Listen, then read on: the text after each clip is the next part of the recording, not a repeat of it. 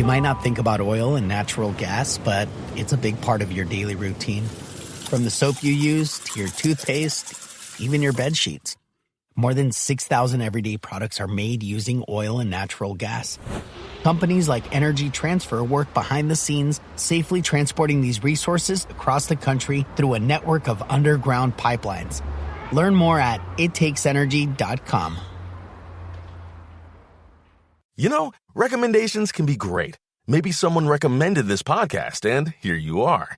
But home projects are different. If a podcast isn't your thing, you lose a few minutes. If you hire your cousin's neighbor to mount your TV, you might end up with a lopsided screen and wall damage. Maybe I know a guy just isn't enough for your home. That's why Thumbtack works. It matches you with top-rated local pros with photos, reviews, and credentials all in one place.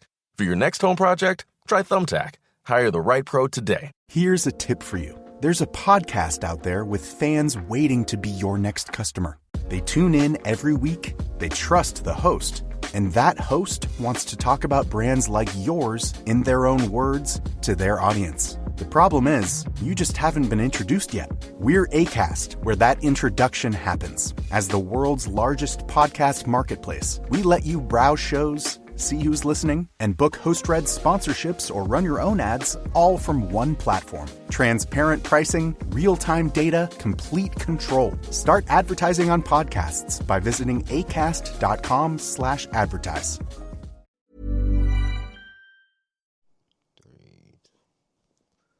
Welcome to Eyez Photos Industry Talk with your host, photographer Steve Jackson of Eyez Photos Media, bringing you another episode with a special guest, my old producer, longtime producer when I used to do music. See, I was bringing that music back around to my origins, the poetry and music. Now, this is going to be a testimony to that. My good friend, my brother TDames, how you feeling? Yo, I'm good, man. I'm blessed to be alive, man. Blessed to be here, man. How you doing, man? I'm lovely. I'm fired up. Just came back from filming another podcast that I'm director and producer for. So, and now we here. I know it's late, so I appreciate you for accommodating me and still being up to this, so. I'm a night owl still, man. Yes. Since 09. Never forget. Yeah. I mean, speak about 09, that brings me back to almost 20 years, but just to say 20 years, you've been producing about like 20 years, right? 20 plus years, for real. Yes, it's ongoing. Yes, sir. Since about 2005. Wow. Got introduced to that FL studio, making them homeroom beats in Collinwood, you feel me? For the audience that don't know FL, what's FL? FL Studio, one of the most popular DAWs out here to create music. Oh, Fruity Loops. Yes, sir. Fruity Loops is top dog when it comes to making quick beats. Have you ever used something outside of Fruity Loops? Yeah, I use Studio One. I use Reason. I used to use that a lot after Fruity Loops. And then I went right back to Fruity Loops because my workflow was all messed up. I tried to keep up with Reason, but I had to go right back to FL and kept it going. Okay.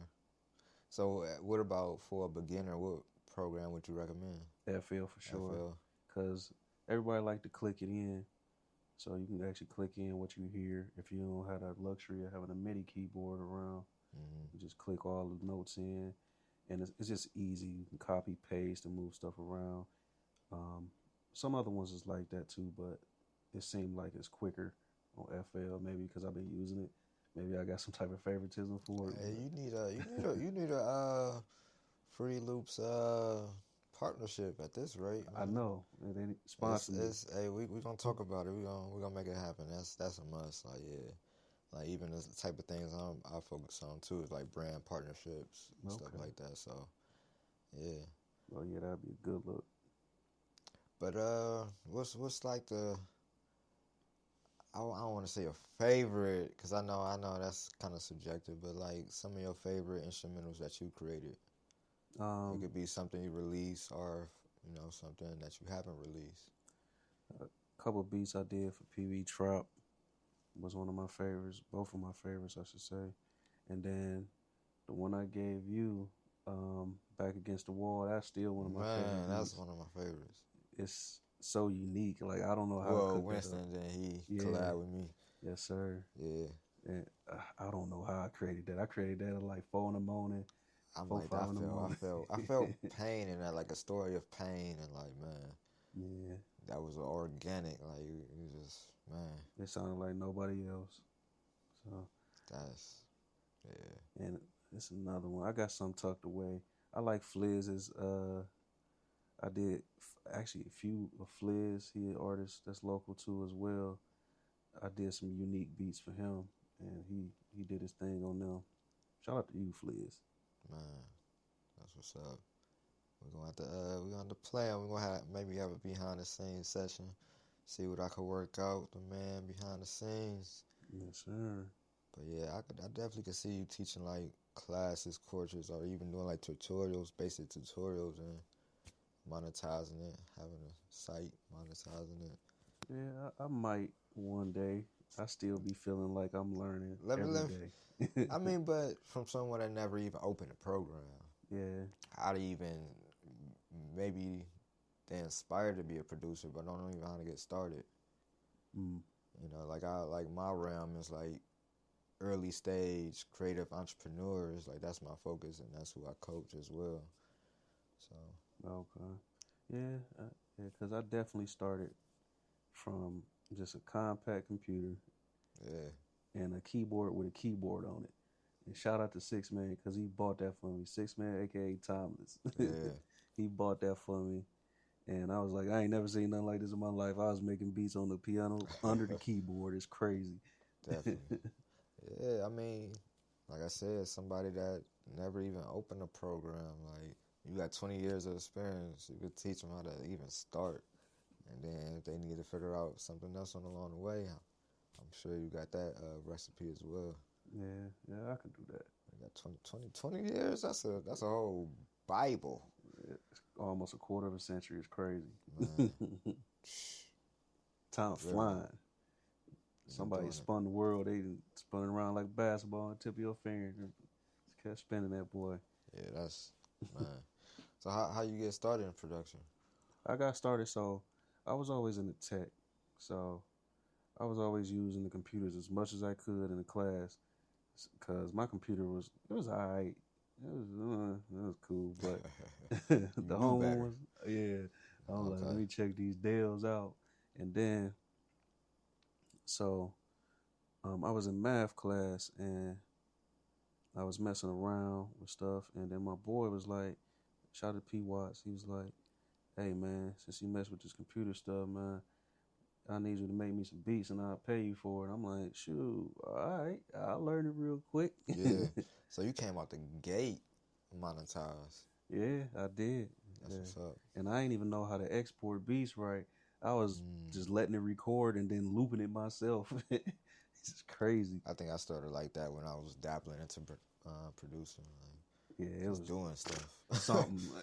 Man, I'm like, all right, sound good to me, but I know public probably ain't gonna like this. I needed to cook. Oh yeah, Yes, sir.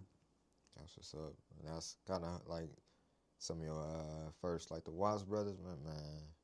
Yeah. That's Yep, UTC. some of the early artists. Yes, sir. T Shane, D Watts, P Watts, and Vet. Yeah, they had a group called UTC. They was from 156 in St. Clair. So they was dropping some heat around that time on the mixtapes. I tell you what, I got their CD upstairs too, and the quality was pretty good. They used to mess with Baseline Records. Shout out Baseline Records. Shout out yeah. to Baseline. Yeah, it's classic, man. Yeah. We was all one big, family, man. Yeah. Some were closer, some were distant, but we all, from the Collinwood area. Shout out to the railroaders, Collinwood Railroad. That's history. I don't think it's even over. That's crazy, right? Yeah, and we about to do the last tour on the 22nd or 23rd. So, man, they closing up shop. It's crazy. Right, that's, man, time is flying by. Yeah. Like, literally history, like, and that's the beauty of what I do. I mean, not only this podcast, but for photography, like, my childhood house, got, torn down. If I Yours had a too? photo of that, now I can't prove. You know how they be on MTV Cribs and like, oh, this is my old house. Mm-hmm. I can only say it's a plot of land. This open space right here. That used to be my. That's crazy. I don't have no picture or no visual of that. Or people, with their grandparents, they don't have pictures. So it's like me as a photographer, I'm a historian.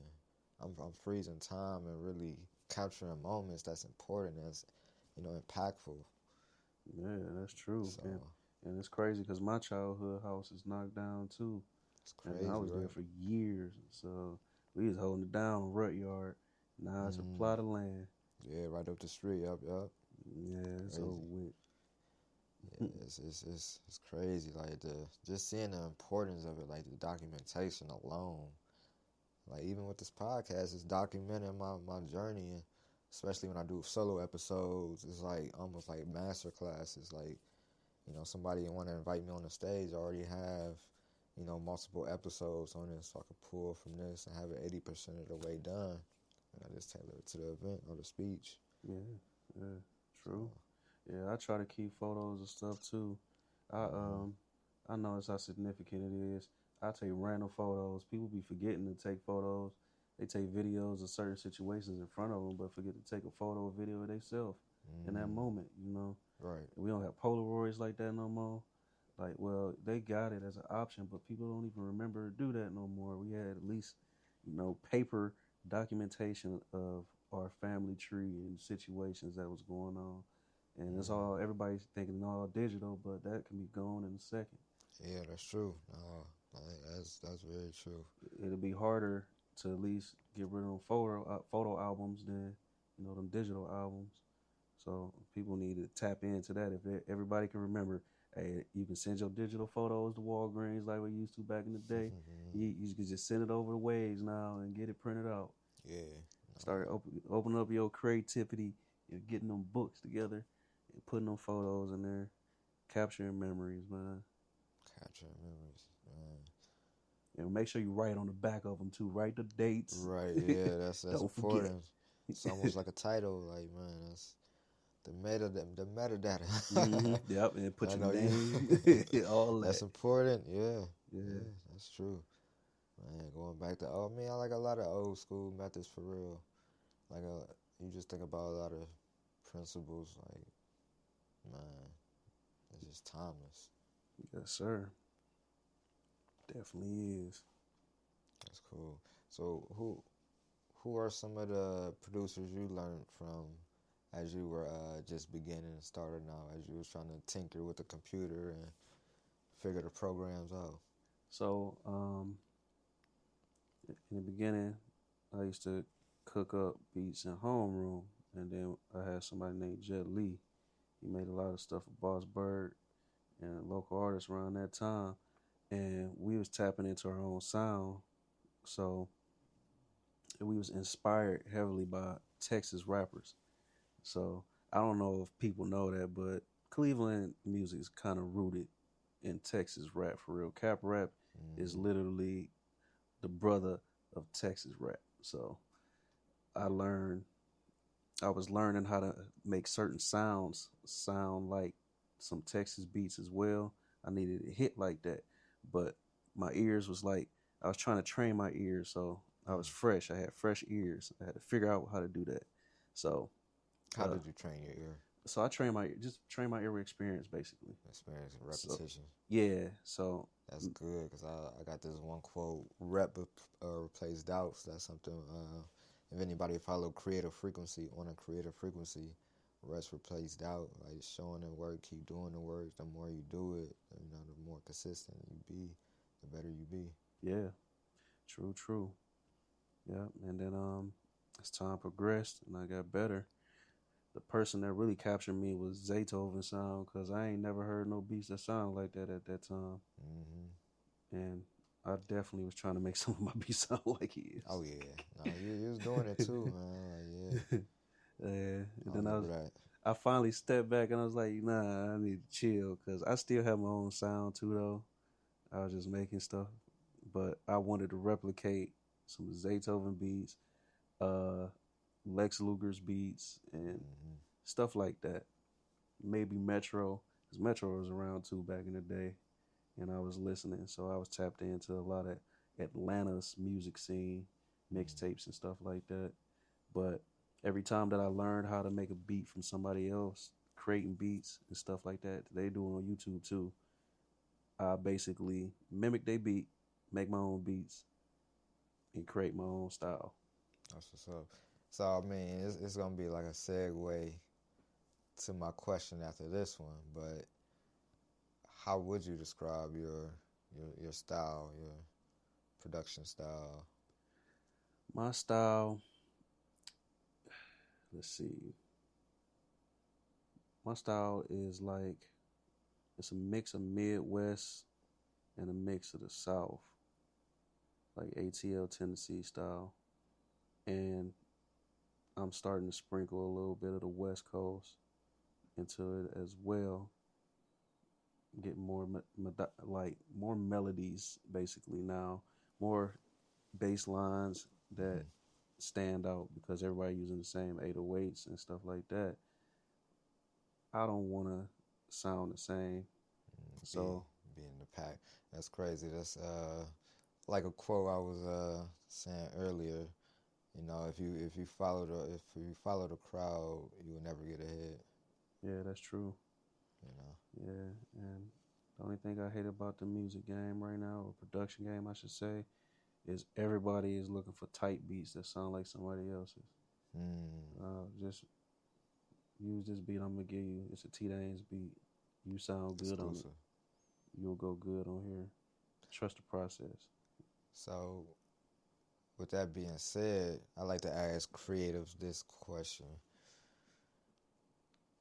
How would you describe your creativity if it was a weather forecast? I'll do you one better.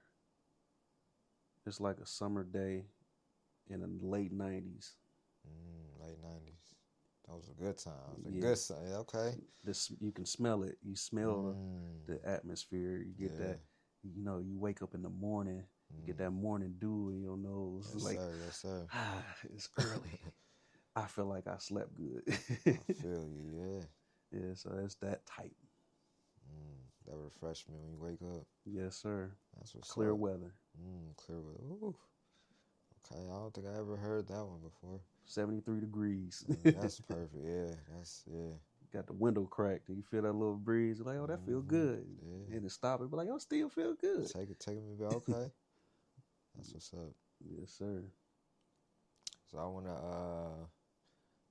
kind of change directions. I know you were into tech as well, man. I'm thinking about like the music industry. You gotta have those connections, those circuits, those systems. Just like a computer when you're building a computer, and it's the same in business and the music industry. You gotta have those same connections and circuits and systems in place. So what type of systems you have in place for your production business? Right now, the foundation is registering your name. Please register your production. Yes, let's go back to the foundations. Let's give some new artists some checklists, even new producers. I'm still learning as I go, but I know for sure your checklist should be at least register your name. If you want to do business, register it as a DBA. You're doing business as.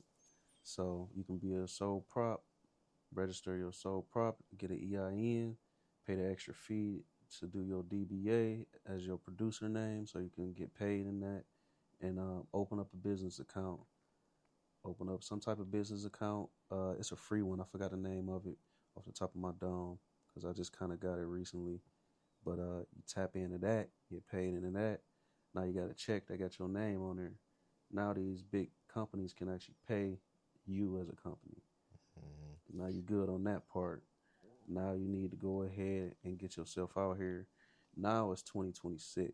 So everybody blowing up offline. Like all it takes is one beat, and it can be the most random beat. You think it's trash. That boy gonna go viral as soon as like the right ears pick it up. And if people use it, hey, if you that depends though. You can drop it up on there as free or lease. So yeah, you taking a risk with that. But You should do that. You should have a place where you can get your beats bought at, like BeatStars. What is it? I forgot the name of the other one, but it's not Airtable. I think is it Airtable? I can't remember the name of it. It's Air something. I know that Airbit. That's what it's called. Yeah. And if you want to do it on your own, just buy the premium membership from BeatStars and upload your stuff there. But you have to have a logo in place for that. You know, get your logo together too as well for your branding, because they gonna know your name from that logo as well. The logo gotta be good, a good presentation of you, man. Yes, sir. And deal with certain artists. I want to say, honestly, blow up with artists that you mess with locally or something like that. Find somebody that's dope and put your effort behind them.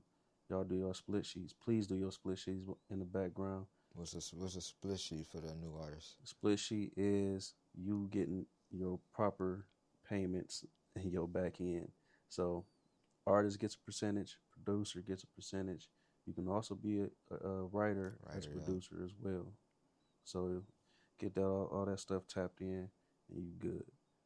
And then I want to say smooth selling. There's gonna be a lot to learn. Read your contracts too. Contracts ain't law. You read your contract to figure out what should be paid or what should be done in order for you to get these residuals and signing with these companies. Oh, that's real.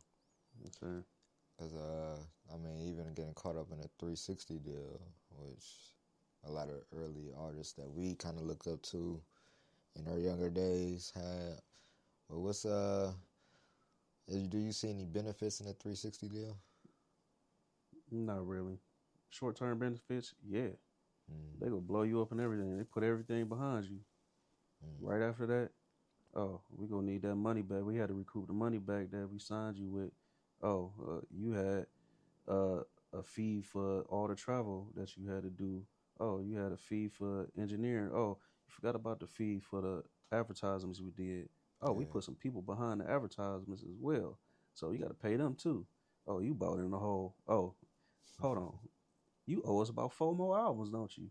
Oh, wait a minute. No, not 4 more albums. We own your name. So you with us forever. Just read it, please. Yeah, and that's going back to registering yourself, like registering your name, having ownership. Just thinking about as an independent artist, like how can you get ahead? And I know distribution is one thing, marketing is another, investing in yourself is another. Because like if you don't invest in yourself and put in that time, you know, labels or even other artists and producers ain't gonna want to work with you. So definitely invest in yourself, invest in your craft, learn your craft, study your craft, practice your craft. Like even if you sing good, keep practicing, working on different techniques and your voice control. It's always ways to improve. And you know, if you were a songwriter, different type of melodies and song structures. Like challenge yourself, broaden yourself. Yes, sir. And go ahead and press them keyboard keys, man. You got to click in everything. You got to cop loops from everything either. So, yeah, please invest in yourself. Yeah, yep. What's the last thing you invested in? Computer equipment. All this computer equipment. Something got invested in. You got to keep it running. Software as well. Matter of fact, had to buy some VSTs. And also, let's see, what else did I buy? What about RAM? Because I think a lot of people are jumping into it. Like you said, that old computer. Like what's like the basic RAM specs a new producer should have? 16 gigabytes of RAM at least. You should at least have an SSD in your computer. 512 gigabyte of that. And some type of decent processor. It can be an i3. As long as it ain't from 20 years ago, you should be okay. And a decent screen, maybe on the laptop. If you got a laptop, please have a decent screen. Them 720p screens. Yeah. Be leaving your VSTs all toe up. You can't see the corner to close it out. Oh, man. Yeah, so I see that a lot. But yeah, definitely 16 gigs is your minimum. I prefer 32 as the optimal. Yeah. It should be set. Once you go higher than that, Oh, you must got 30,000 VSTs in your stuff. You must be a master mixer or something like that. For sure, for sure. Let me see. Any current projects you working on? At the moment, I'm working with Timeless the MC. This is the first time me even speaking on this, by the way. But we cooking up something. And my nephew, Young Zay, I'm cooking up something with him. And it's the first time I spoke on that, too. So You went from Zaytoven to Young Zay. Look at that. See? shout out to my nephew, man. That's a beauty to see, man. He been cooking. And we go cook some more. Oh, yeah. What about any collaborations you may see in the future? That whether that's another producer, an artist, a brand, company. You might see me collabing with 1999. Nah, you gonna see me collabing with him for real. Okay. That's my boy. We got something cooking. I know he cooking up something, but whenever he need me, I'm ready to go. Collab with Mook on the beat. Pretty sure that'll be very soon.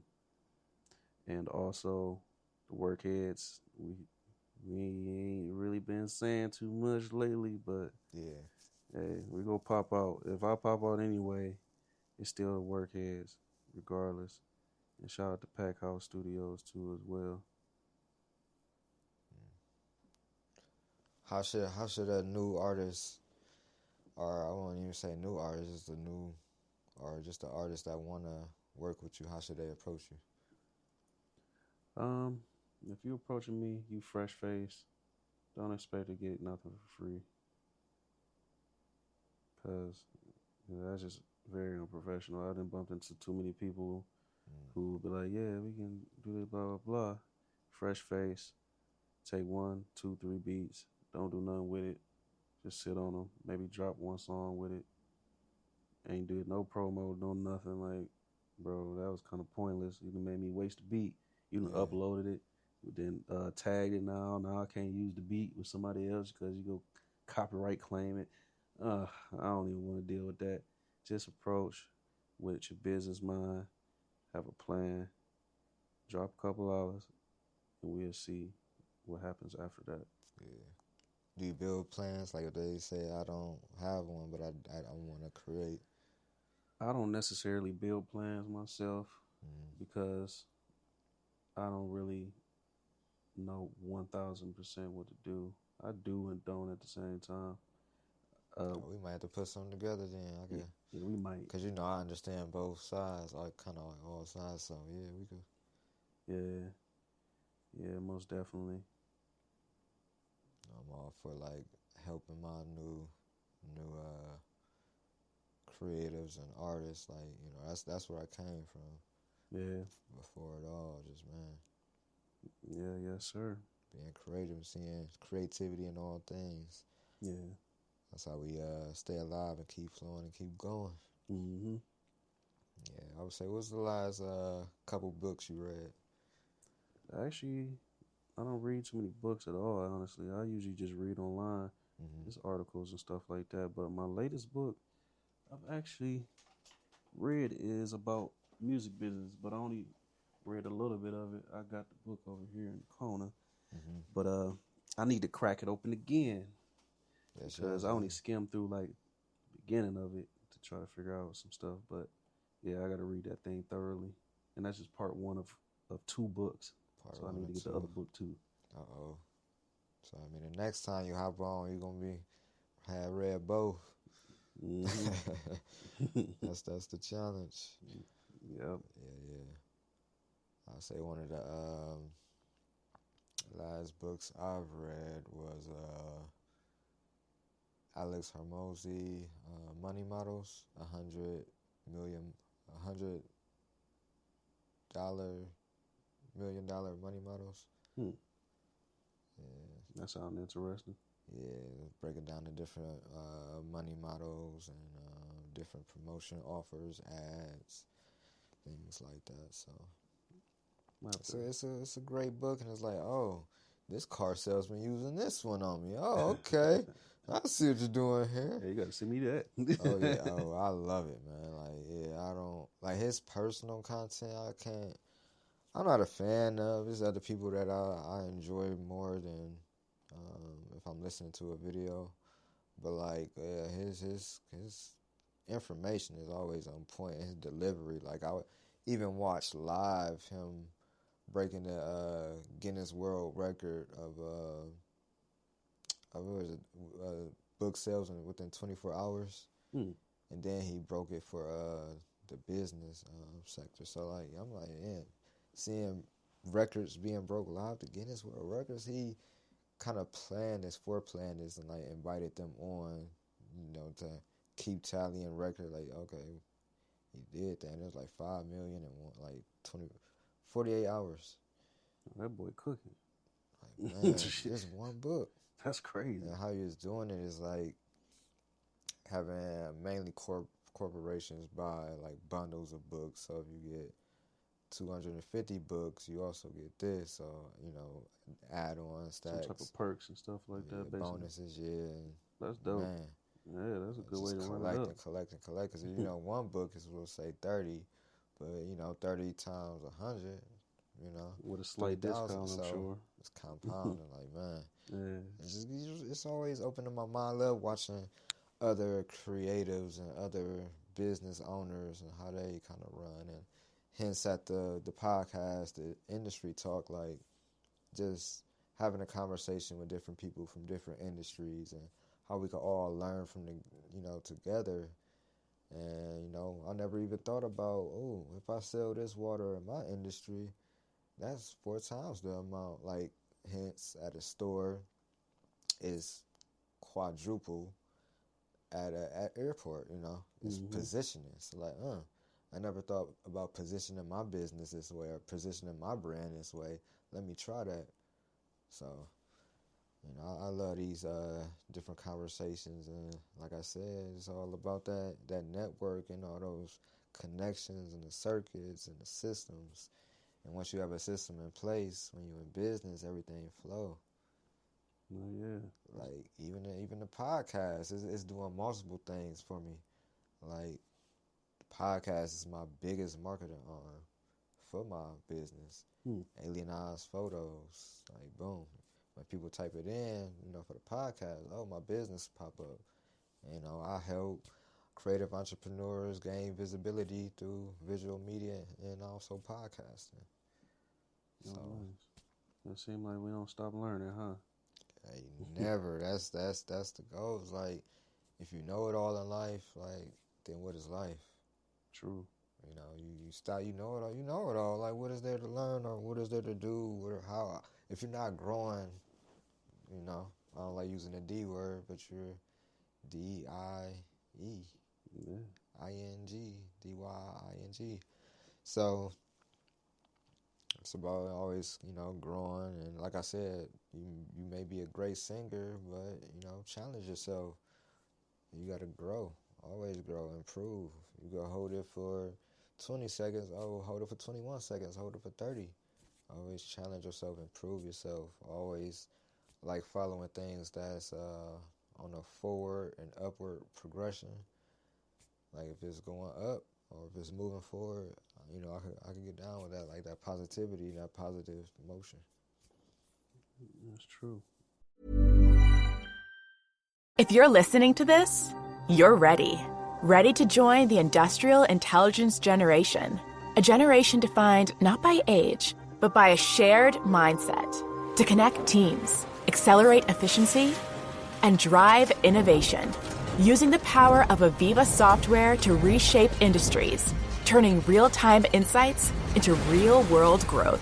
Discover our stories at industrialintelligence.com. Join Generation I. Try Angel Soft for your tushy. It's made by angels. Soft and strong, budget friendly. The choice is simple. A roll that feels like paradise and always at a heavenly price. Angel Soft, soft and strong, so it's simple. Pick up a pack today. Angel Soft. Soft and strong support.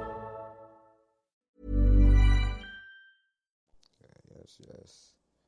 Man, how do you see music nowadays? I know, like, when we was growing up, we had some good music, some good cuts, and like, I feel like it changed drastically. And I used to be in the industry, and you know, I saw some things and took some steps back as well. But it was like, man, I see where it's going. Do I even fit in this? But also, I did an experiment with my last.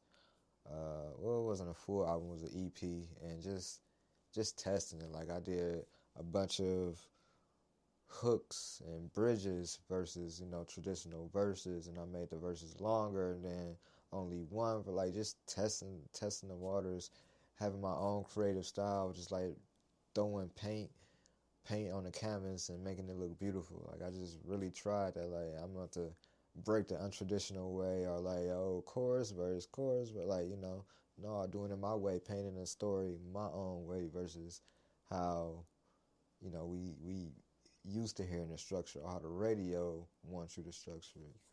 So that was like one of my last projects before I hung it up and retired. Yeah. But yeah, how do you see music in this day and age? I see it as either the labels got lazy, or they see artists as disposable now. There's so many artists that's coming in and leaving out, no longevity, and it's the same old story. A lot of people complaining about their contracts. They know people been speaking out about contracts for the longest, and y'all think y'all forced to sign it. Stop doing that. Yeah. Y'all ruining the art, low key. What is that pressure like when they feel like they have to sign? Like you said, it's important to read, but even if they read it and they don't fully understand, what's that pressure like? I haven't sat in front of these labels for these contracts, but if I use my like context clues, basically it seemed like they get all cool with you and smooth talk. You like, come on, man, we need you to sign this. It's a time limit on it. We need you to sign it super quick or something like that.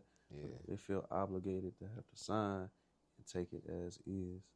Now change that to what fits you, and stop doing music for just money.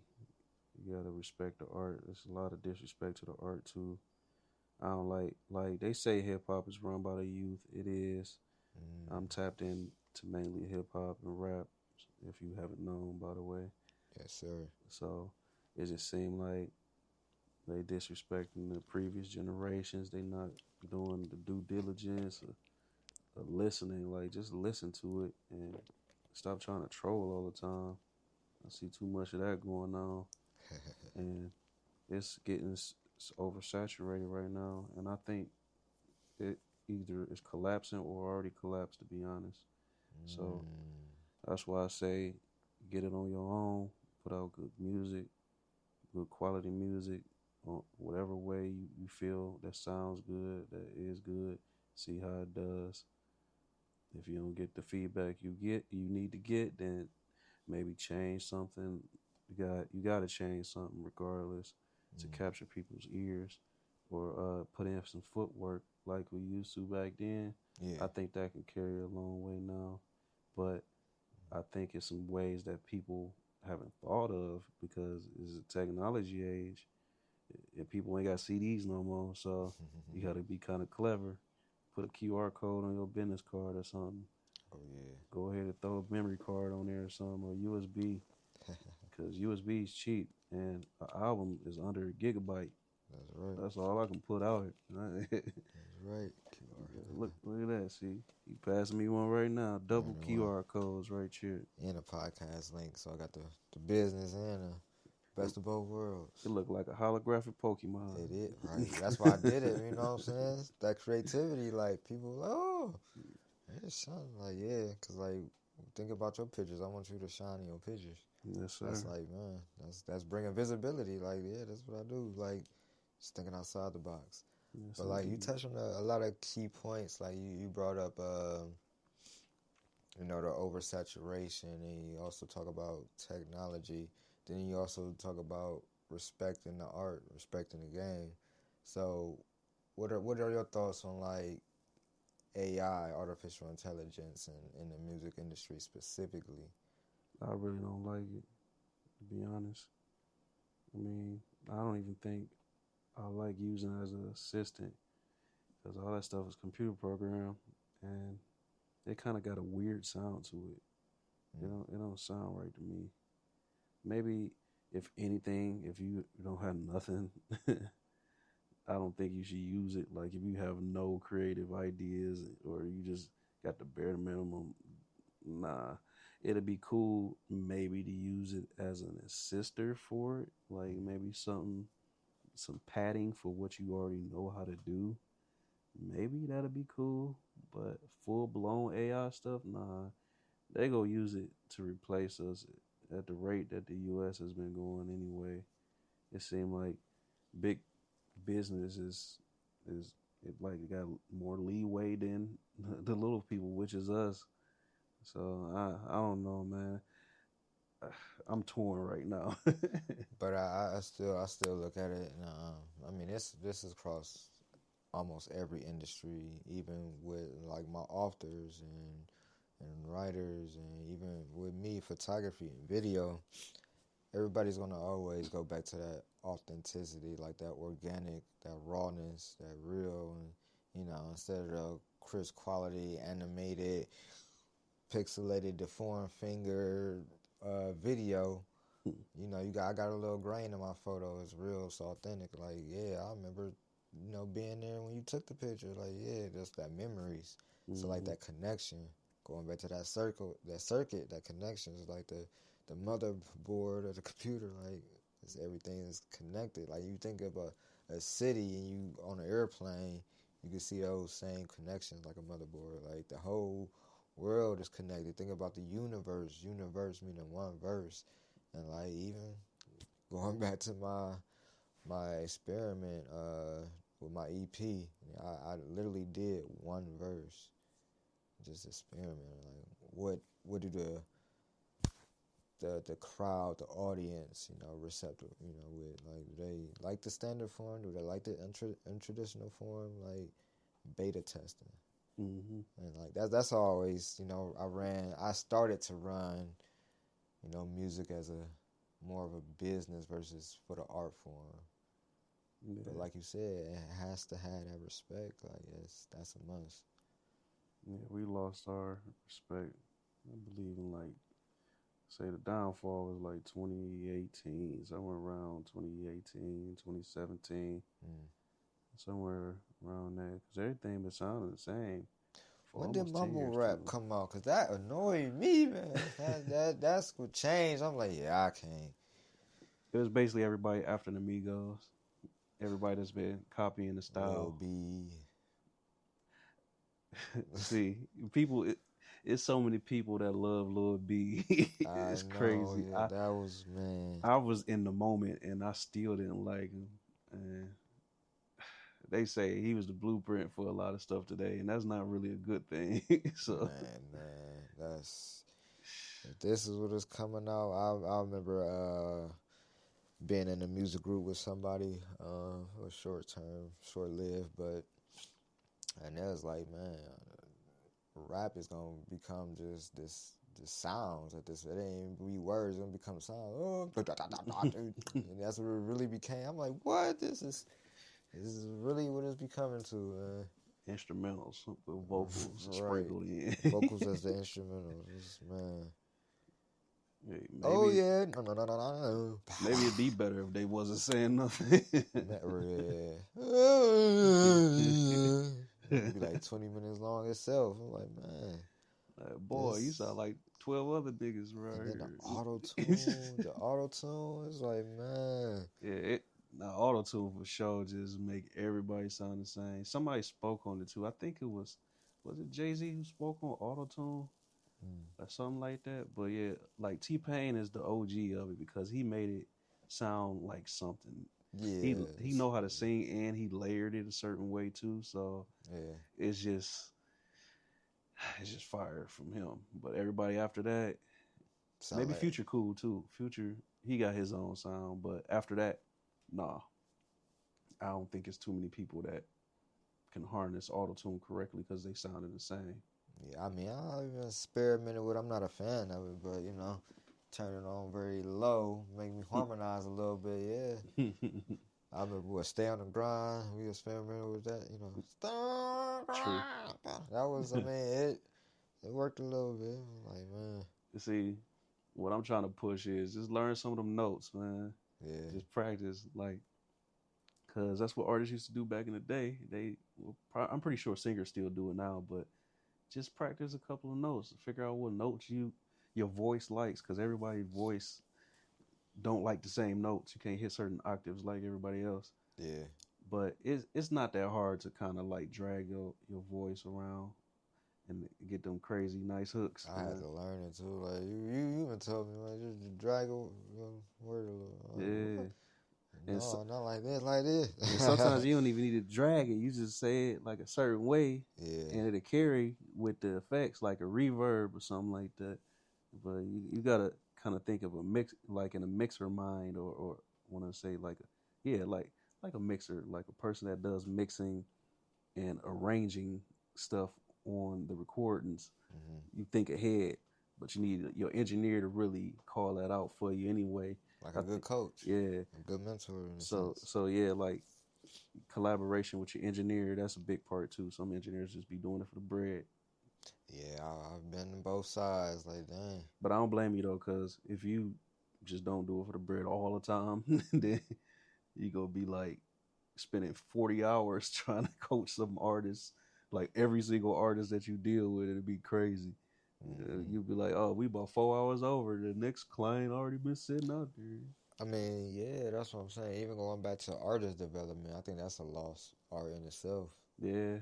Because you don't see that too much anymore or hear about it. I wouldn't say here mainly, but yeah, actually, yeah, publicly, because everybody got social media, and they basically, oh, you know what? People got social media and put too much on social media. There ain't nothing mysterious about you. You do your weird stuff online and everything.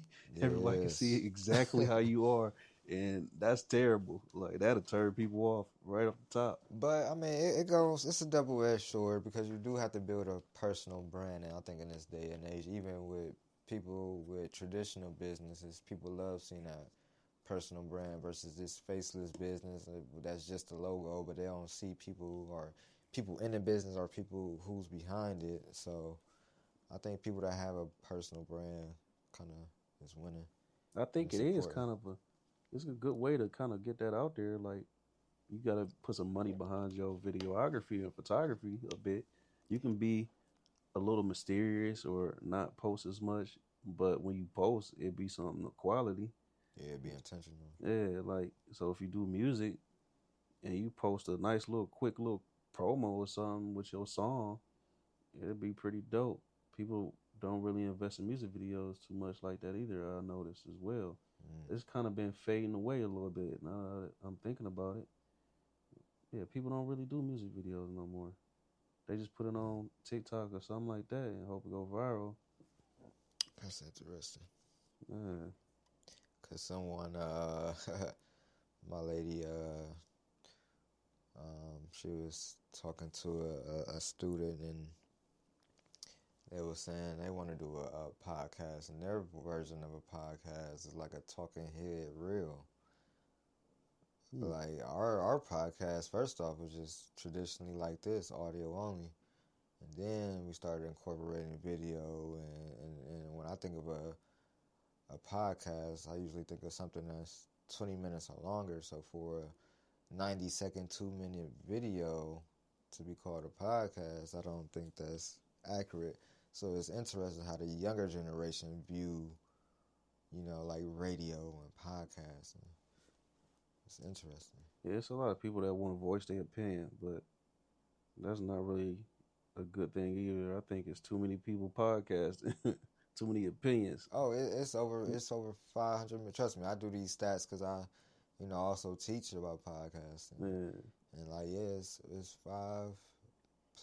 5 million plus podcasts that's birthed, and a good fraction of that is inactive. Like, I even did this research. It's crazy. I'm in the top 10% of podcasts. Can you believe that? Oh man, yeah, I can believe it because of the format of it. Like, you not just spewing BS around, negative BS. But no, it's really because people stop. They do one or two and they stop. Like, I've that too. what, 60 plus episodes. Consistency. That true. Yeah. That's true.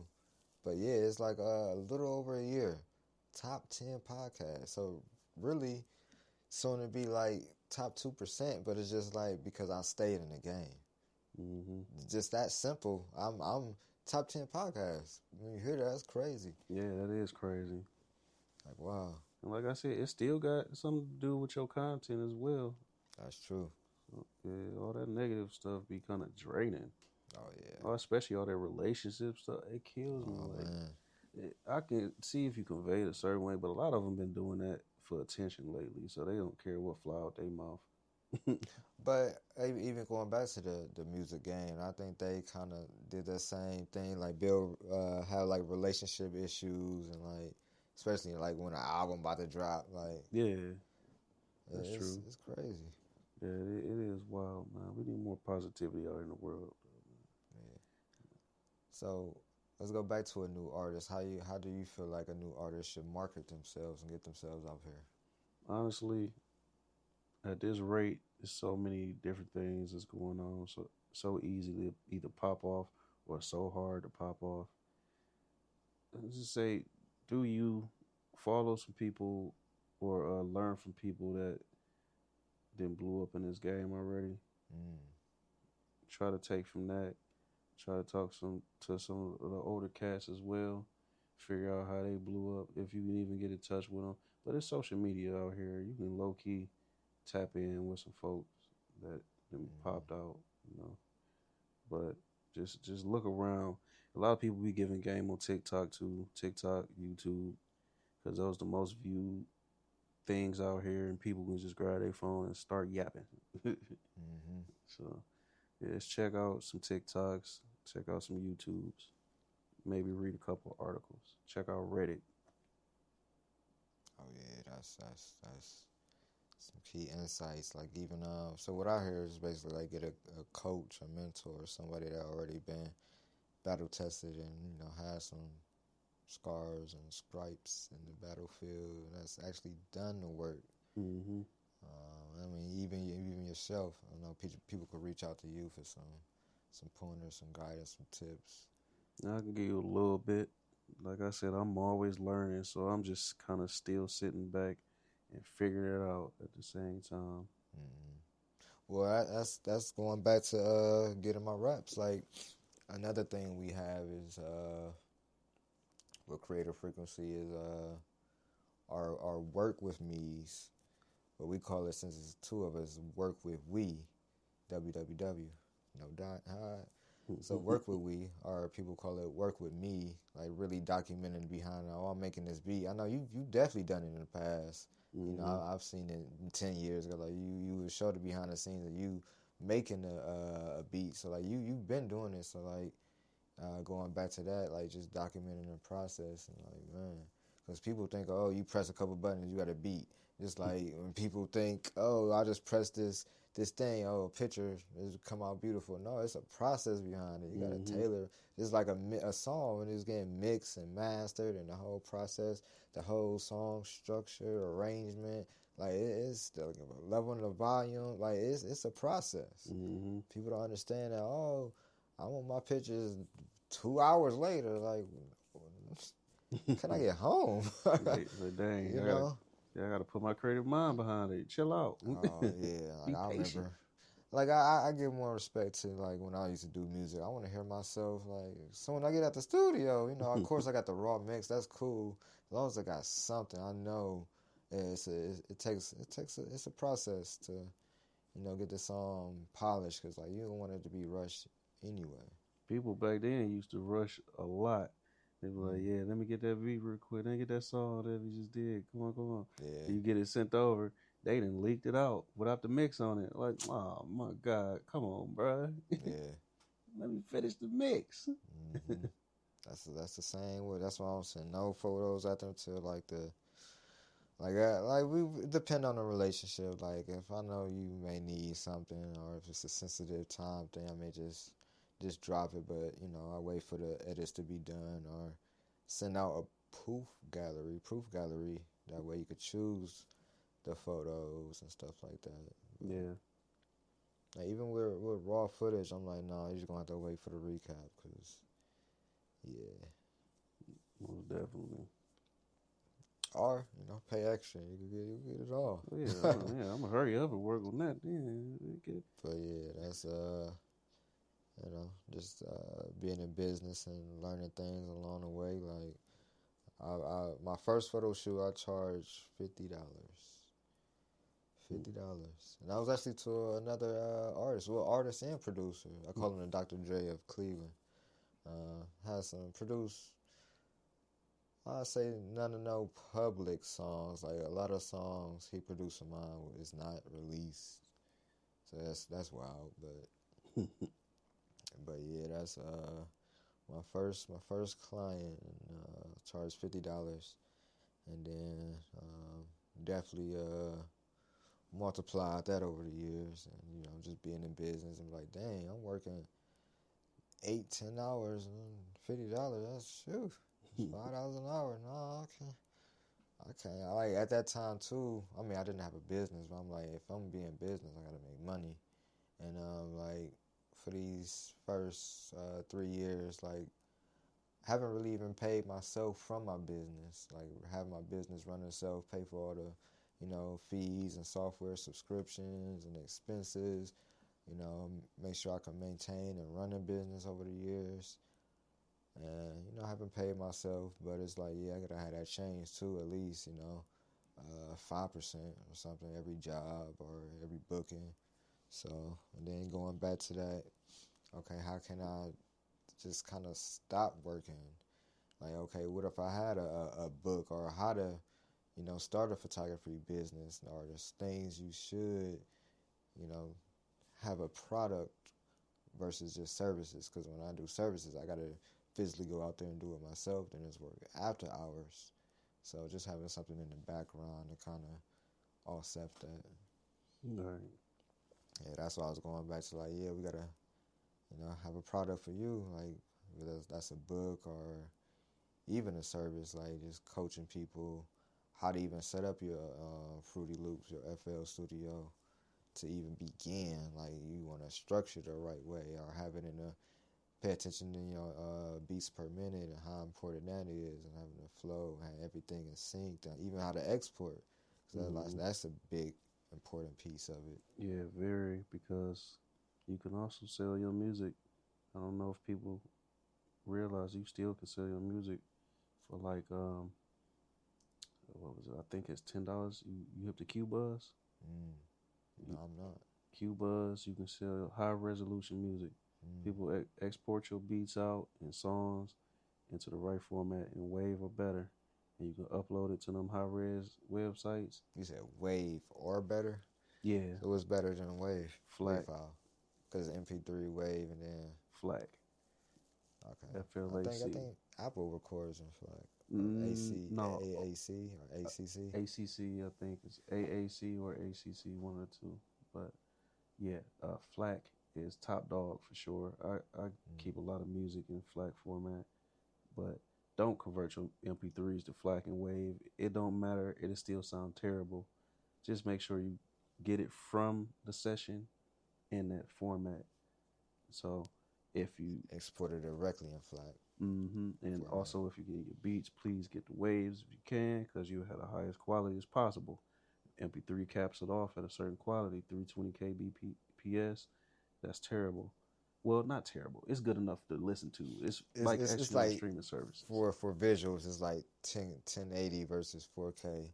Yeah, basically. Like people see 1080, but like you can record in the 4K and then downsample. Yeah, exactly.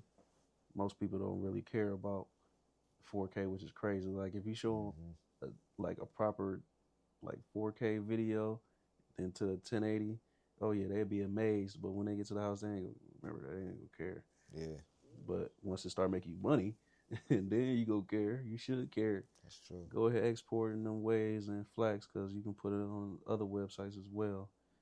Don't forget about Bandcamp as well. You can have people pay whatever they feel like they want to pay you, and I guarantee it's gonna be more than that streaming service. How much streaming services pay? Portion of a cent per play. Portion of a cent, a fraction of a cent, half cent. It's It's less than half a cent. It definitely mostly all of them. And then like even like YouTube, like I've been on both sides. It's like YouTube don't like me. Like they prioritize for creators. Now that I'm more of a creator, it's like I have my podcast on and it's posted directly feed it.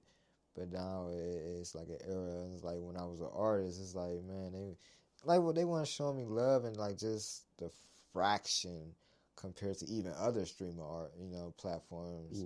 It was at the bottom. It's like they don't focus on music artists. So it's like, They focus on advertisements. That's all they care about. The more people engage with your stuff, though, or music, they can't really engage. But you engage the whole track. But with videos, like actual content videos, they can put multiple ads into it, so you get paid more from that because of that. But music is what it is. And I think they actually severed like YouTube music plays from your actual plays to your music. So something like that. You got to read it up though. But they definitely cutting down payments even more. Spotify doing the same thing. It's terrible for music artists out here. Just go ahead and put that on other platforms. Tidal, I think, pay the most right now. Yeah, Tidal, Apple was back in Napster. That was the top 3 when I last did my research. Yeah. That was something I paid attention to. And that's just the knowledge of even going back to distribution and what platforms you should, be focusing on, and even just building your own platform. And like you said, maybe BeatStars or Bandcamp, you just really being strategic and going back to that system. Once you want to publish, where is it going after that? Like, what's the long-term goal? And even going to the target audience. So as we speak about target audience, is there like a persona or like an ideal artist you kind of envision as you produce? Like, these the type of artists I work with or want to work with? I prefer to work with somebody that is open-minded about the production and can trust the process. Like, I might have a certain beat that sounds a certain way, and I think you'll sound good on it. Just trust me. Rap to it. Somehow, like, it's difficult for some, I want to say actually more than some, it's difficult for artists in general to write to beats that they're not used to. Most people, like 90% of people, chase a YouTube beat and then record to it, then drop it.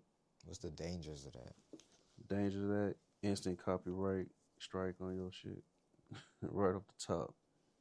Because you taking somebody's beat, it literally say lease or buy in the comments, and you just snatch it off, record to it, and upload it like you bought it. Like, what sense does that make? You can't even make money off of it. Don't do that, please.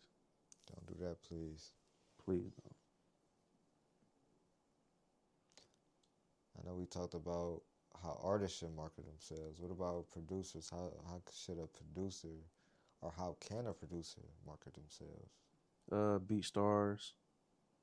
Mess with BeatStars because that's like the top platform, and has some money aside for like advertisement budgets, because you can push your own advertisement budget to get you more plays and put you in different locations. It's a weird space right now. Like, you can even make a little video of your beats if it sound fire enough. Like, you could just record a session in your FL Studio, wherever DAW you use, and send it to TikTok, and it can pick up a bunch of plays just off of that. So you can try that. Instagram got advertisements behind it too as well. YouTube, it's still it carry a bit. You make sure you don't forget to put your bio under your descriptions as well, like where they can find you at, because that's the best way. So you kind of gotta market yourself as well as your brand. So you are your brand. Yeah, you are your brand. Like, yeah, going back to that, that representation and like them talking head videos, like people love seeing that personality and going back to building a personal brand, which is to me the biggest thing and most important in this time. What I've seen as a creative entrepreneur and the people that I work with, like personal brand matters more. Like people want to see and connect with actual people versus going back to like the AI, the artificial. Like people wanted to see the more real and organic. That's kind of a balancing act with that. I personally would do a balancing act with that. Just I post whatever I want you to see, but still not everything. You don't post everything. If you want to be easily accessible, you can engage with your audience if you have an audience, or drop a comment on somebody's page or something. You can go viral from that. I have before. Just speaking something real, like, hey, why am I at 12,000, 13,000 likes? Like, oh, I said some real stuff. So yeah, just being authentic with boundaries. Yeah, don't. The stuff I've seen, I'm like, yeah, oh my goodness, like where's the censor? Like, what's going on? Like, this is, all these people see this? Like, what am I reading right now? What am I viewing? Like, what? Stuff that I've seen, man, I'll shake my head sometimes. One of the funniest terms on there is when somebody doing too much, they be like, the rent can't be that high. They put that right under your comment section. Let it mean you doing way too much. Go ahead and shift that gear back down. Man, it gets crazy sometimes. Like, I even did a 10-day social media sabbatical. Like, it was a 10 and a half, almost 11 days off of social media straight. And it was good timing because I was actually in Las Vegas for a conference, a real estate conference at the time. And it was just perfect timing. It had more clarity, more focus, and I felt more productive. I got a lot more done. I wasn't doom scrolling. But now, like, returning from that, like, okay, I need to put more boundaries and guidelines when I'm on social media or thinking about getting on social media, like, just post and get off and not just keep scrolling or commenting too much or doing, quote-unquote, more research. Like, I set a 5-minute timer, so after that 5 minutes up, it's like, okay, I got to get off now. Yeah. Sometimes I allow it for that 15, but yeah, I had that 5-minute mark and that little thing, notification pop up, okay, 5 minutes. I'm like, oh yes, let me sit this down. You right, let me get back to work or something. Yeah, that will keep you up at night. And oh man, sometimes it tethered to you. You honestly have to put it across the room on a stand or something, on a charger. Just forget about it, because you will wake up looking for it, and you will wake yourself up, like, just because it's like a natural thing. Yeah. So you try to cut it out at night for real, and you'll probably save your sanity. Oh, you can go insane with this social media stuff. Oh yeah, like even with like cutting off Wi-Fi, like not having your phone by you while you sleep, like it messes with your whole mental, like just going as deep as that. Yeah. Like we're just going back to being rooted to this earth, like going back to the universe, the one verse, like we all connected. So being connected with the nature and the earth. And sometimes with technology, it kind of overrules us on not being on our right frequency. And going back to my my poetry days, my frequency, like I left off at that poem. Like that was my staple poem. Mm-hmm. And it went like frequency. Frequency is what you frequently see. Vibrations all in the universe and also inside of me. Alien to this world society. Shooting stars consciously, righteously, until every dust particle unites in me. Sparkling. Like water, wine, and jewelry and jewelry, I shine brighter than my time of infinity. Living see speckles around my eyes, its vicinity. Vividly, femininity, raise my height of divinity. Sacred trinity, reflects my divine masculinity. Lost in the trenches, relentless, lost my human mind to gain my spiritual senses. Defenseless, elevation. Through focus and meditation, patience, eyes closed, silence. Reality is real. Transcend, be fulfilled. Energy gathering as magic. We all have it, pass it. Positivity, pass it. Love, pass it. Around like the Last Supper, at least in this lifetime, this dimension. Keep intentionally moving with attention. Open your mind of endless comprehension. Now listen, and listen with attention. Now listen. Will you complete the mission? That's frequency. Like that was one of my deepest poems. I'm like, man, this is the one. Like, you know how you wrote that one song? Like, I'm like, yeah, this is the one. It's like there's nothing higher than that. I felt that, like I said, on a spiritual level. Like that was more deeper than just, anything I wrote. Like that was like, man, this is beyond me, beyond life. Like this ain't just another song or another poem, another creation. This is something. And frequency plays a big part in life in general.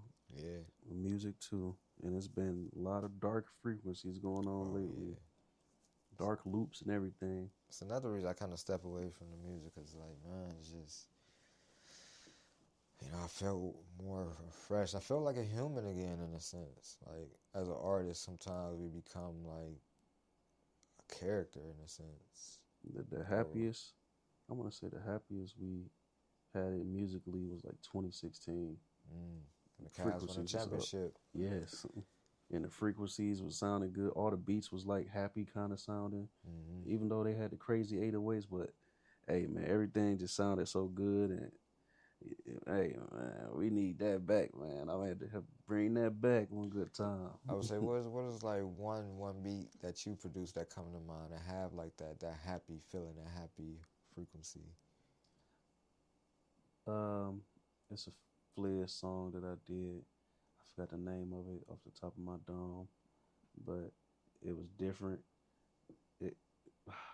I gotta let you hear it. For sure. Yeah, gotta let you hear it. Yeah, yes. But it was a good beat, happy beat, different. It was one of them ones. One of the ones. It was slept on. Y'all need to listen to it. What about transition to more the monetary? What are some ways that producers can make money to different avenues? Selling your beats or uploading them for leisure as albums. So you make your own beat albums and upload them. If you don't mind uploading them to all the streaming services, go right ahead. Spotify and all them. You got to get an abundance of plays to make some money. But if you feel like you can make a good body of work with just your beats, go for it. It's been done before. DJ Fresh does that, and I like his instrumental albums. They sound pretty good. Sync license. Sync licenses, that too. Sync licenses, for those who don't know, are commercial licenses for these companies making jingles, melodies, something that sounds like it should be on TV. Movies. Yeah. It's like almost like big sounds too. Kind of got to have a big sound to a good mix. Shout out to Cleveland Trump, because he kind of introduced me to that. He's a part of the Workheads, an honorary member of the Workheads, and he used to make commercials for the people that he was around, and that's pretty dope. That was the first time I heard about that. Yeah. I'd say probably like bigger contracts too sometimes. Mm-hmm. You know. Yeah. If you can get into that realm, you could be around forever.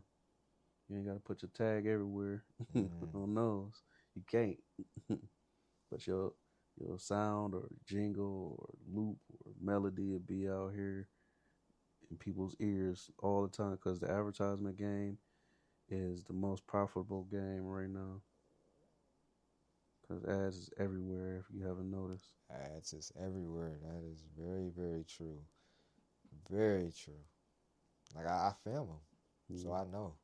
Mm-hmm. And even going back to that, maybe you could even help me on it, like kind of explaining the difference between a monetized beat or like one that you should, going back, should be purchasing versus like royalty free community. There's a fire inside you can't ignore. Stand still? Not a chance. You're a lifelong learner who's come this far. Now, we're here to help you keep going further. Capella University. What can't you do? Visit capella.edu to learn more. Quick question. When was the last time a display ad changed your mind? Now think about the last time a friend told you about something they loved. Different feeling, right? That's how podcast advertising works. A host who's built real trust with their audience talks about your brand in their own words, in their own voice. It doesn't interrupt the experience. It's part of it. With Acast, you can access the world's largest podcast marketplace. Choose the right shows, the right audiences, the right format. Then watch the data tell you it worked. You're not buying impressions. You're buying influence. Learn more by visiting acast.com/advertise. Use fair use type of beats. Like, what's the difference between those? The community fair use style is definitely just anybody can use it. So you put that out to the masses. 1,000 people could use it. It don't matter. Royalty free just means you don't get royalty on the back end. It's just out here. Something to put out here. And stuff for advertisements, though, you get paid off of that. So you putting out something for advertisement / sync. It's literally you. You get paid your portions. There you go. You get your credit and everything.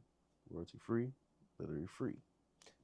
I mean, but should companies and brands be using royalty-free music in their ads, or even artists when they try to use it? Should they be doing that? Well, artists, if it is a royalty-free beat, like if they're trying to monetize off of it, basically.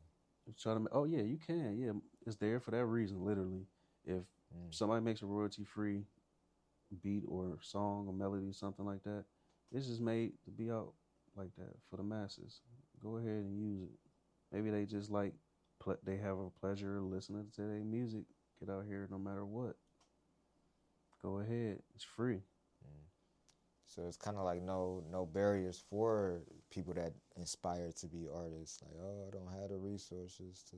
It's kind of, yeah, you can say that. Yeah, that is a little cheat code too, ain't it? Yeah, you can definitely tap in, but still read the fine print, because it might say something like, hey, right. you can only use this during advertisements. It's not for music.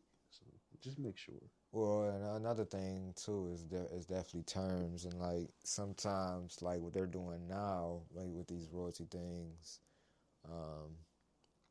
they're having, you gotta have this active subscription to the site to be continue to use. So as long as you have an active subscription, you'll be able to use all these different royalty free. But at time you don't, now it's like copyright, like. Oh, they revoke your license, basically. That sounds dirty. That honestly, keep you locked in. That's DistroKid too. Think so? Yeah, they did it before. Yeah, they did it to some of the stuff. You don't pay it, they take your stuff off of streaming services. Well, I've always bought that legacy thing. So like, even if I think they changed it now though, because it's gone. It's gone. Yeah, stuff is gone. Some stuff is not on streaming because of that right now. I heard they're about to get bought out. Who was it by? Wasn't it by an NBA player? Well, I know they was like trying to sell it. It was like, man, it was like 5 million or billion or something like that. Probably in the billions. I would think so. It's crazy though, like man. So I know that's gonna change the different terms for the next ownership. They probably gonna change things around. Yeah, I don't trust that. I don't know what's gonna happen with that. Stay off these streaming sites. I mean, my stuff's still up there, you know, but yeah, I'm not a active artist, at least in this day and age. But be clever with it. Throw out some merch with it too. If you feel like your branding is strong enough, go ahead and put together some quality merch. Do a limited lineup. So that's even something I thought about. Like one of the biggest artists that's really making money that I could definitely testify for is Chris Brown. Like, you know, he thought about, oh, I'm paying for all of this, and you know, let me go on tour, and I'm going on tour. I'm selling my merch. You know, now I'm getting people to buy my merch, and I also have a VIP experience. You know, they're behind the scenes taking silly photos with me wearing my merch. So it's like, you know, how many times did he monetize not just off buying the tickets? The ticket sales he probably almost breaking even on. You know, paying all the different costs and producers and videographers, photographers, the sound, and like everybody to run the show effectively, his staff, management, you know, travel. And then, okay, now he's making, you know, off the merch and the album sales and the promotion. Yeah. And then the VIP experiences behind the scenes and the photos. Like, photos is like, what, $1,000 a wop? Yeah, $1,000 a piece. Like, yeah, 30 that, like, man, now you profit on each tour versus, you know, all the different, going back to the splits, you know, knowing your split sheet. So if I'm only getting, you know, 5% of this, like, oh, I need to make more money. How can I make more money? Like Nipsey Hussle did something too. Remember he sold his album was $1,000 or something like that? Yeah, it was $100 $100 yeah, with a sold, signature. but it was like 1,000, limited to like 1,000. Yeah, that's what it was. So that's what 100,000. Yeah, 6 figures. It's crazy. Yep, and it's people for sure pay that. You get a physical copy and you get an autograph on there, and probably some other experience that you never get.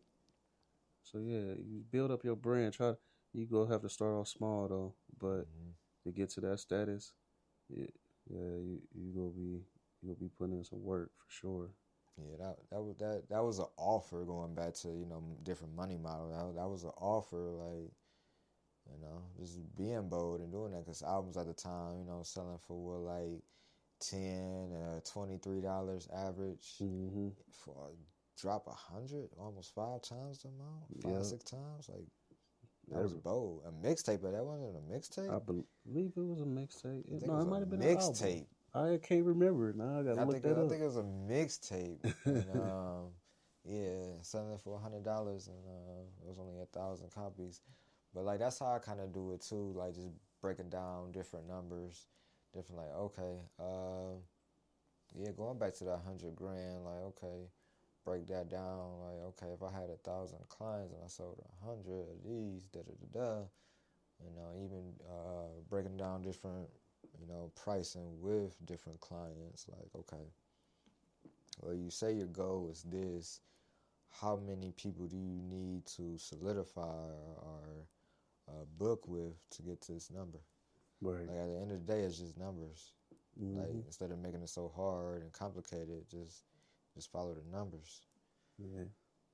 Like, going back to like Chris Brown, like he followed the numbers. Like, okay, I'm getting this much off ticket sales, but I'm getting like $100 a show. Like, okay, I need to make more than that. The biggest thing, I need to compound this, multiply this. And he found that avenue in his lane. Like, man, it worked out perfect for him. Oh yeah, like that, and that's instant marketing for them. People want to post their photos. I spent $1,000. Of course, I want to post this. So that's more marketing from him. And like, man, that's genius. Like, man, closest person that I've witnessed and like the all-time performer is like Michael Jackson. Like, man, one of the greatest performers like that I could like testify and vouch for. Like, man, I would love to see him. I didn't appreciate him until a little bit afterwards. I started appreciating more music after I got out of high school. Oh, yeah. Because it seemed like high school was peer pressure music, kinda. Yeah. I mean, I still listen to Mike. I used to dress up in Michael Jackson too. Like I could have played Michael Jackson in the movie. I got to see that too, though. Michael, the new movie just came out, but that's one artist that I can say like all his production, all his beats was fire. Like man, and it's all unique Quincy and different. Jones, Like it's crazy. They was going crazy.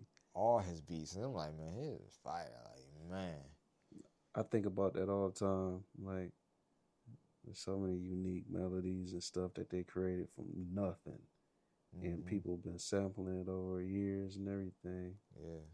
Especially me. I sampled a couple of them myself.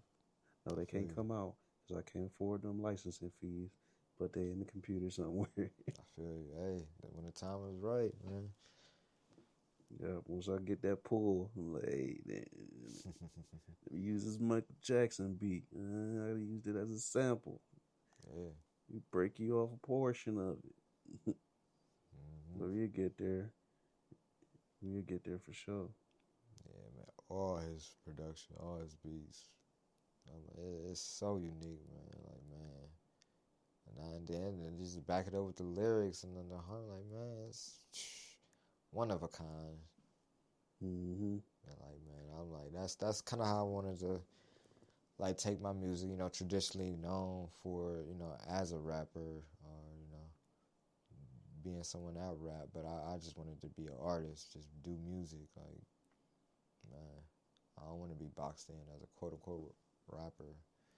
So I was like, man, I'm an artist, and that's when I got more into the poetry, and like kind of just like in a sense branching off, but still, of course, doing the music, but you know, just speaking my mind.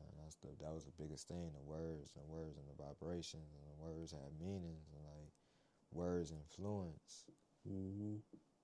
So, you know, I was always one of the ones that focused on the lyrics. And that was my biggest thing. Yeah.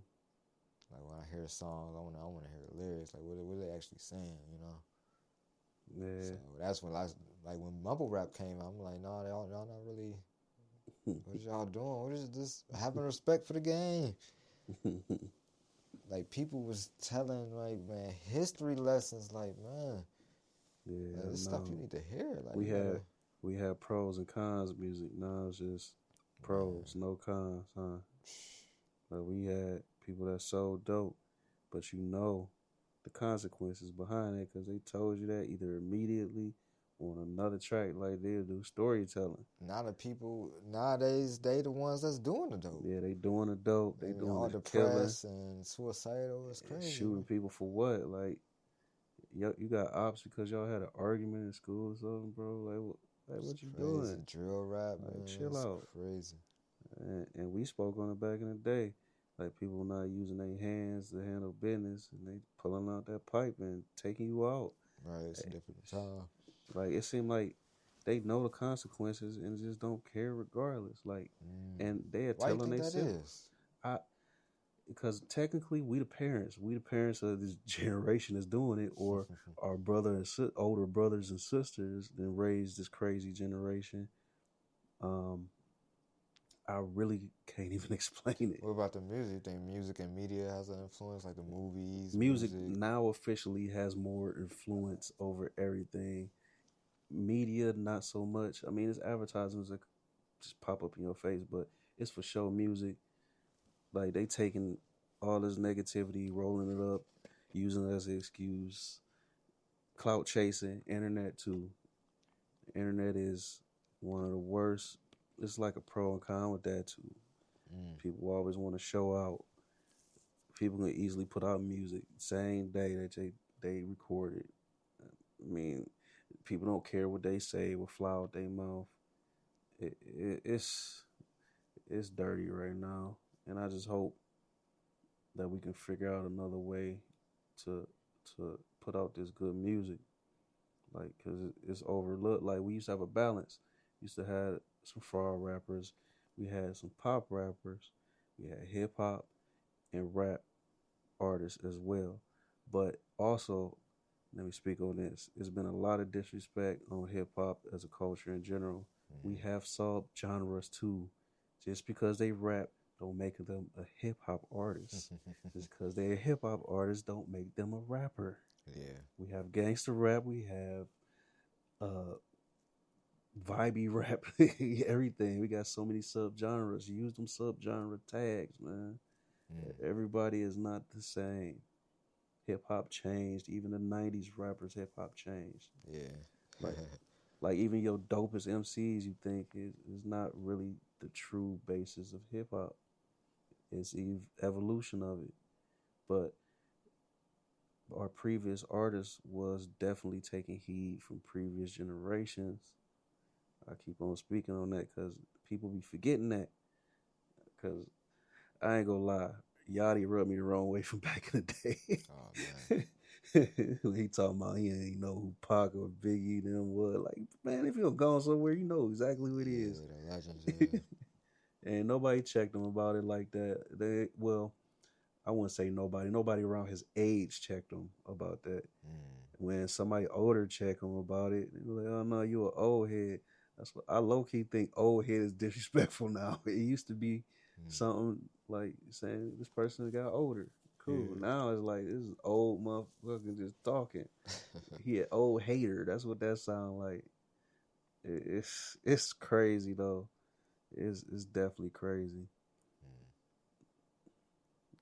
What would you say would be like your goal or vision for the music industry, especially stuff that you're building and doing in the next 10 years?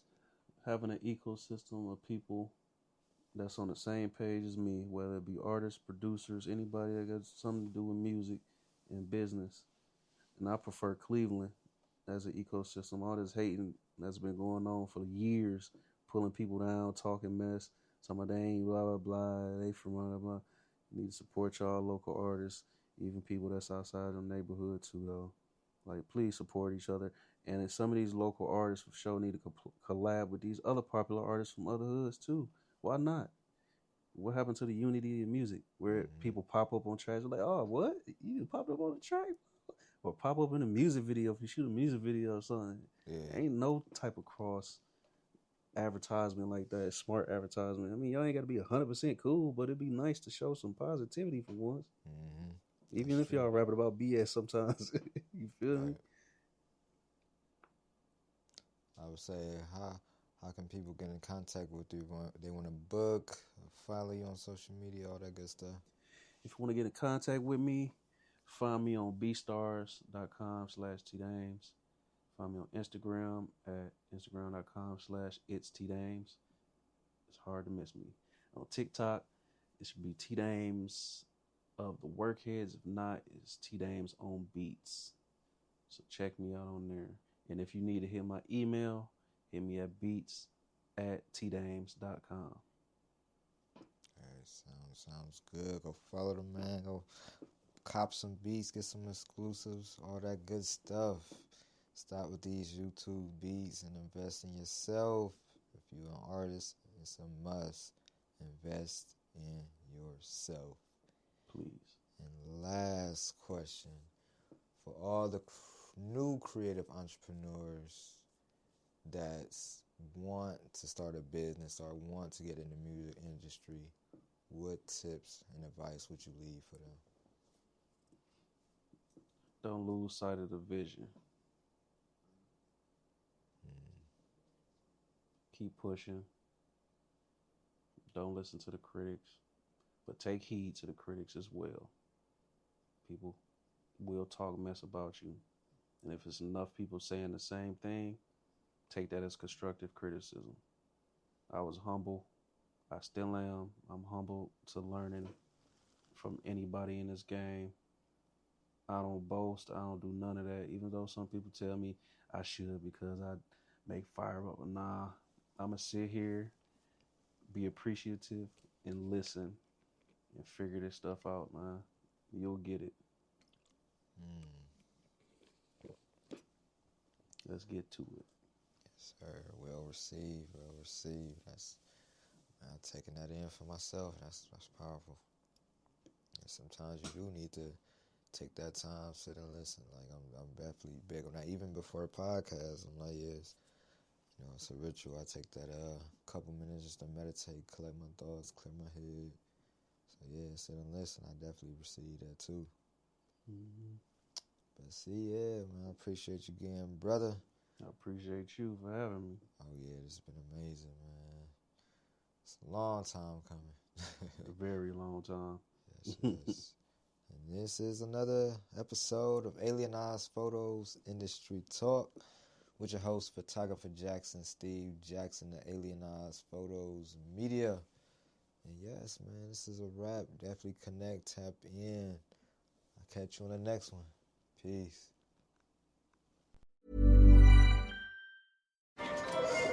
Something amazing is happening. This agency is experiencing a cyber attack, but no one is panicking.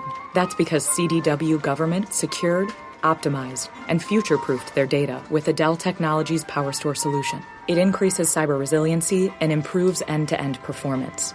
For a secure, scalable solution that doesn't require more physical space, Dell Technologies and CDW Government make amazing happen.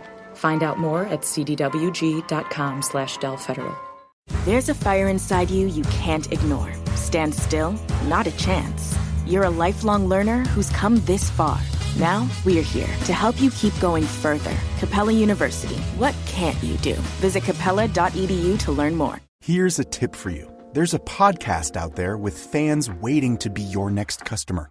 They tune in every week, they trust the host, and that host wants to talk about brands like yours in their own words to their audience. The problem is, you just haven't been introduced yet. We're Acast, where that introduction happens. As the world's largest podcast marketplace, we let you browse shows, see who's listening, and book host-read sponsorships or run your own ads all from one platform. Transparent pricing, real-time data, complete control. Start advertising on podcasts by visiting acast.com/advertise.